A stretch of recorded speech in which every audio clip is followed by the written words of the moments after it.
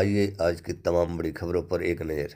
खबर सिंगरौली जिले की है, जहां भारतीय जनता पार्टी के जिला अध्यक्ष सुंदरलाल शाह ने सरकार की योजना विकसित भारत गारंटी फॉर रोजगार एंड आजीविका मिशन ग्रामीण के विशेषताओं को कार्यकर्ताओं और जनता के बीच पहुंचाने के लिए उद्देश्य से धौनी विधानसभा के निवास मंडल में प्रवास किया है। इस अभियान के तहत धौनी विधानसभा के विधायक कुंवर सिंह टेकाम भी विशेष उपस्थिति रही है। जिला अध्यक्ष मंडल के महुआ गांव, हरदी, पापल नगरी, बंजारी पंचायतों में विविध कार्यक्रमों में पहुंचे और जनता एवं कार्यकर्ताओं को संबोधित किया। विधायक कुंवर सिंह टेकाम ने भी इस योजना के माध्यम से सरकार के उद्देश्यों को जनता से साझा किया। जिला अध्यक्ष ने अपनी बात रखते हुए कहा कि कांग्रेस सरकार के समय की नरेगा योजना अपने आप में अपूर्ण थी तथा इसमें कई तरह की विसंगतियां विद्यमान थी। इन सभी कारणों के योजना का लाभ वंचित व्यक्ति तक नहीं पहुंच कर कई मानकों में भ्रष्टाचार की भेंट चढ़ जाता था। योजना की मॉनिटरिंग की समुचित व्यवस्था न होने के कारण लाभार्थियों को मिलने वाले काम केवल कागजों तक सीमित रह जाता था। आइए जानते हैं। तो हम ये कहना चाहेंगे कि आप जानते हैं कि भारत की 80% आबादी गांव में बसती है और उसका मुख्य व्यवसाय कृषि है, कृषि के ऊपर आधारित रहती है। तो जब हम पैसा आएगा उसका अगर निगरानी नहीं कर पाएंगे हमारे, इसलिए जो लंबे समय तक जो सरकार रही कांग्रेस पार्टी की, जो विभिन्न तरीके से नाम बदला, रेगा, नरेगा, मनरेगा, उस कहानी के माध्यम से अपना पैसा देते रहे, यहाँ घोटाला होता रहे, जमीन पे हुआ नहीं। आप तो सब यहीं के लोग हैं, पंचायत के लोग हैं, तो आपको जानते होंगे। इसके पहले 20 साल पहले अगर सरपंच को देखिए तो जो काम किए थे वो हुआ कि नहीं हुआ है।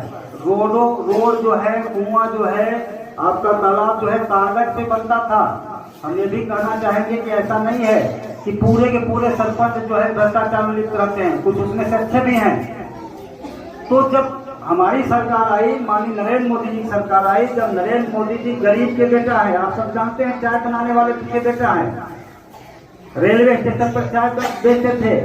तो जो गरीब व्यक्ति अगर किसी कुर्सी पर बैठता है तो गरीबों की चिंता करता है। माननीय विधायक जी जमीन से जुड़े हुए हैं, आप सबके बीच के हैं, इसलिए यहाँ आए हैं 50 लोगों 100 लोगों के बीच में, और बिना आपके बुलाए अपने से आए हैं। हमको जनता से मिलना है। एक बहाना होता है कार्यक्रम का कि हमको जो है आत्मनिर्भर भारत कार्यक्रम चलना है, हमको जी राम जी का चलाना है, हमको बजट का कार्यक्रम चलाना है, हमको प्रचार प्रसार चलाना है। एक माध्यम होता है, लेकिन इसके पहले आप सब देखे होंगे जो विधायक सांसद रहा करते होंगे, उनका दर्शन नहीं किए होंगे आप लोग सालों तक, और आपके विधायक पार्टी के लोग सब आपके पास पहुंच के आके बताने आए हैं। तो जब हमारी सरकार आई नरेंद्र मोदी जी की, तो आप समझते होंगे कि जिनके पास मकान नहीं था उनको प्रधानमंत्री आवास योजना के अंतर्गत मकान देने का काम किए, और जिनके पास जमीन था उसको पैसा दिए कि आप घर बनाओ। हमारे बहनों को उज्ज्वला योजना के अंतर्गत गैस सिलेंडर दिए। हमारे किसानों को किसान सम्मान निधि के अंतर्गत उनको 6000 रुपए का किसान सम्मान निधि दिए। और मोदी जी ने बोला है ना कि भ्रष्टाचार मुक्त सरकार देंगे, न खाएंगे न खाने देंगे। तो आपको मालूम है कि न तो खा रहे हैं न तो खाने दे रहे हैं। अब सारे काम जो है ऑनलाइन हो जा रहे हैं। सारे जो है, जो ऐसे कागज पे होते थे ऐसे नहीं होगा, कोई भी काम ऑनलाइन होगा। ऑनलाइन होगा तो पैसा आपका जो है भ्रष्टाचार से बचेगा। अभी और कामों को देख लीजिए, आपको बता दें, गांव के लोग हैं आप लोग, पटवारी और कानूनों का नाम देखे होंगे, सुने होंगे। जब आपको कुछ थोड़ा सा काम करना होता है तो पटवारी के यहाँ 4 दिन 10 दिन जाते थे, तब काम होता था। खसरा का नकल, बीमा का नकल, इस तरह से नकल लेने के लिए पैसा लगना पड़ता था।